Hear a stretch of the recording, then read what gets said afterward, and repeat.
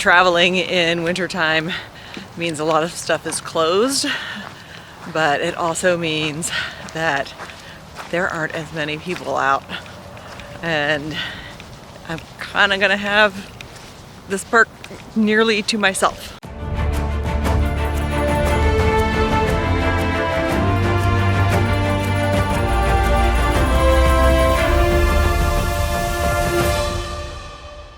Good morning, everybody. I think I have a plan.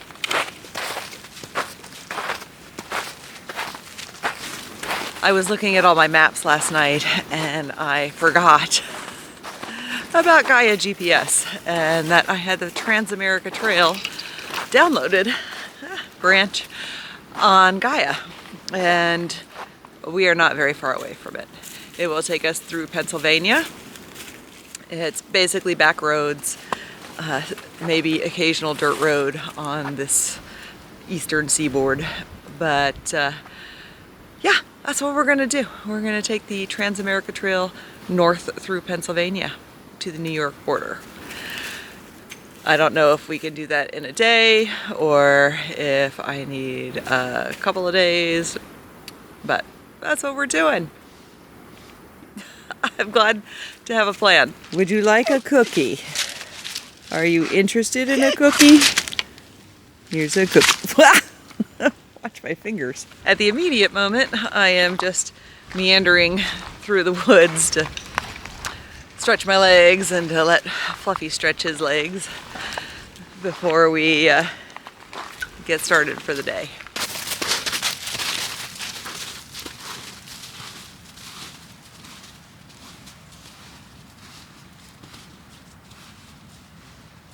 You may have noticed that I'm not wearing my heavy winter coat.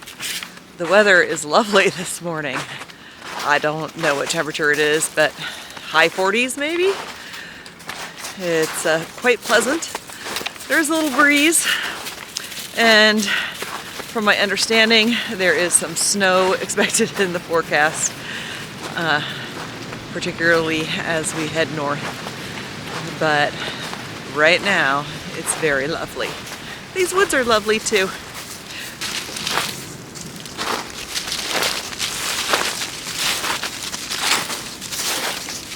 These mosses are still green.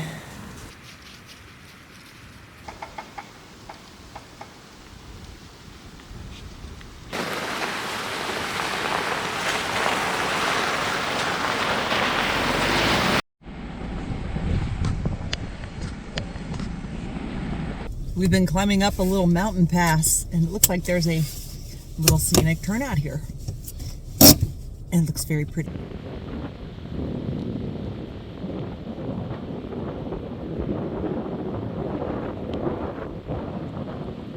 Someone stuffed a snowman in that tree. And now we go down. Kind of popping over one mountain range and heading towards another. That is a super cool old house. I kind of have a thing for old abandoned buildings.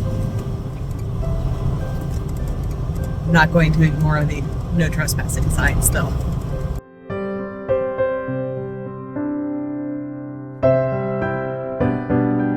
Most of the trail so far, has been just road, but it's not the highway. This is a ridiculously cute town. I accidentally got a little turned around in the town and drove through Shepherd College. I have no idea what town I'm in, but if I look up Shepherd College later, I'm sure it will come up on Google. But cute town. Wherever we are. This is lovely. It's the Upper Potomac River, and I'm hoping there's someplace along here to stop for some lunch. That would be really cool. It's not looking promising so far. No luck on the picnic spot. All of this is private property. That's a bummer. This would be a really nice place to stop and have some lunch.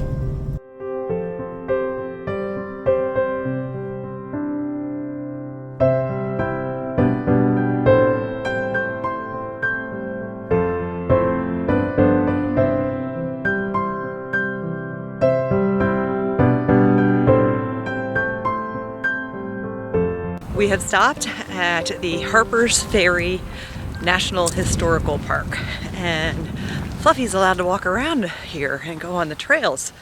So we are going to walk down to the lower town, as they call it, and check out some historical stuff. Apparently we have to walk pretty far down and to get to the town, and then walk back up. But I think we're up for the challenge. Fluffy is certainly up for the challenge. He is very eager to go. I think he's a little tired of sitting in the car. And can't blame him there. We need to get out and do stuff. So we're doing stuff. This is the parking lot. I count 15, 16 cars, something like that. And that's amazing. Like, traveling in wintertime means a lot of stuff is closed, but it also means that there aren't as many people out. And I'm kind of gonna have this park nearly to myself, which is pretty cool. Lower Town Trail. And the first question in my mind is, should I have brought my ice spikes?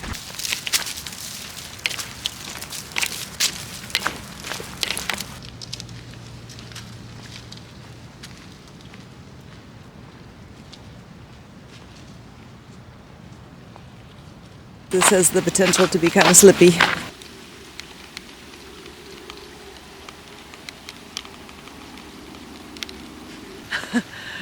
These stairs are a little bit treacherous and icy, but doable.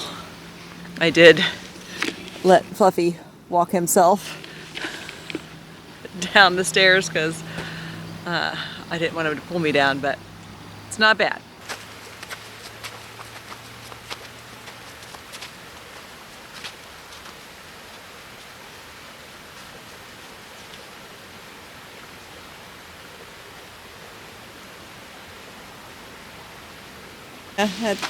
That sucks. It's icy. But good boy, good job. I hiked down an extra little icy spot.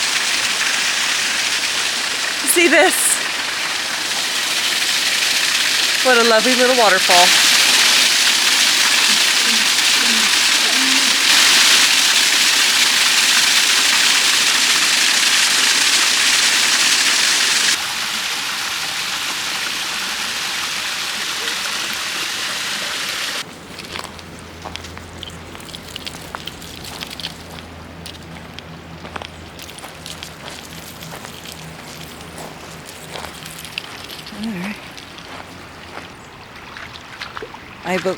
Go careful, it's a little deeper there than you thought.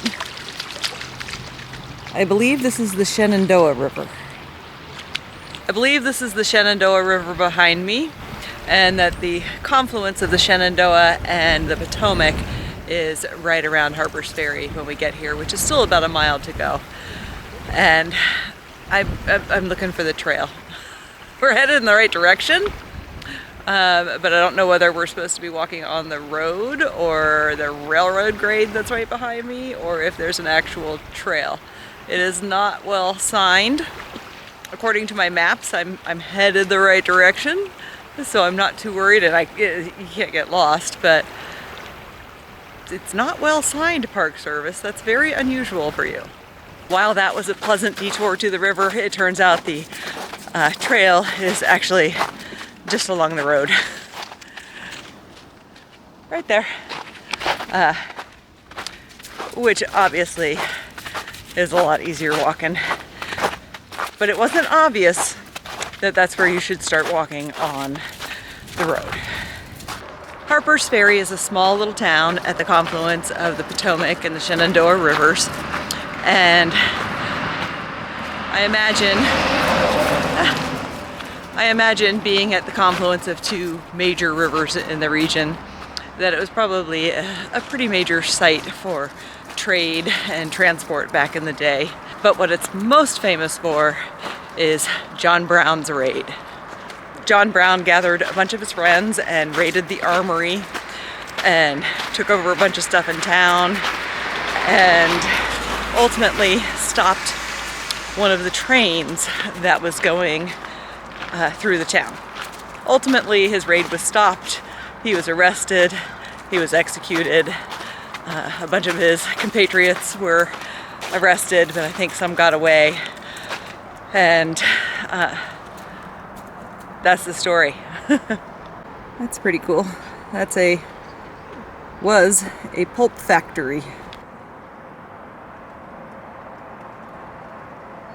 It's definitely the extremely short version of John Brown's raid, but it did essentially kind of kick off the Civil War.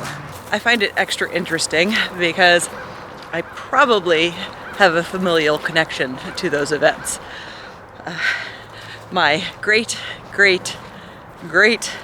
grandfather, William Jackson Phelps, was a conductor for the B&O Railroad at the time of John Brown's raid. And we're pretty sure that he was the conductor of that train that John Brown stopped and then ultimately let go.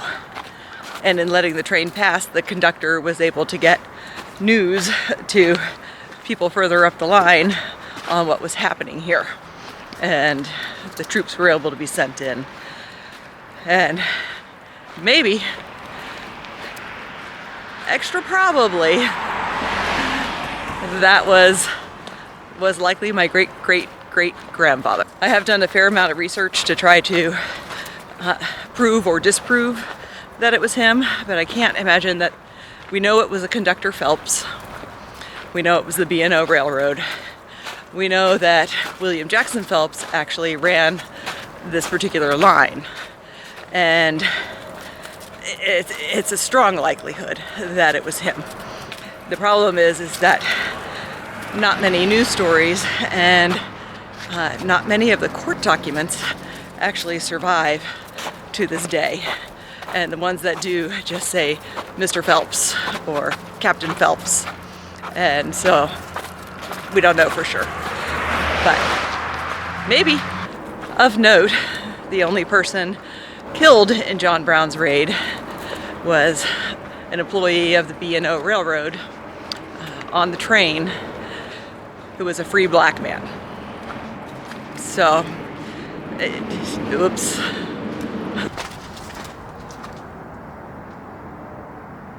That's the bridge. It's getting a bit later, so everything is closed up for the day. We're gonna walk down to the end and maybe we're gonna hike up to the church. And then we're gonna hike back real fast and hopefully get back before full dark. There are a couple buildings still open. That was the confectionery. Now we're coming to an actual commercial area where you can buy things. For the most part, they're closed. But if I'd come a little bit earlier, I could have gotten some good stuff.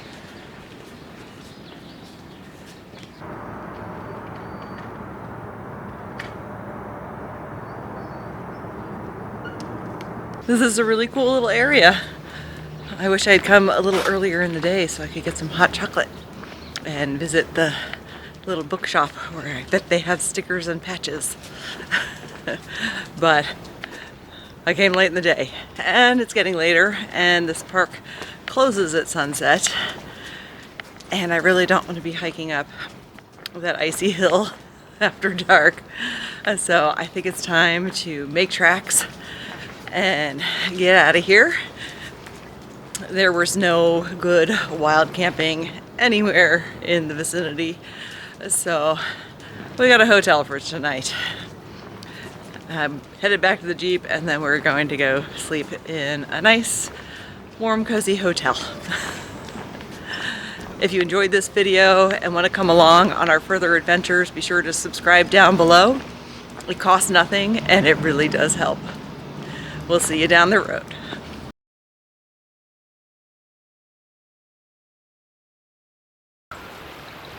The Shenandoah River and the Potomac meet. Have a river crossing.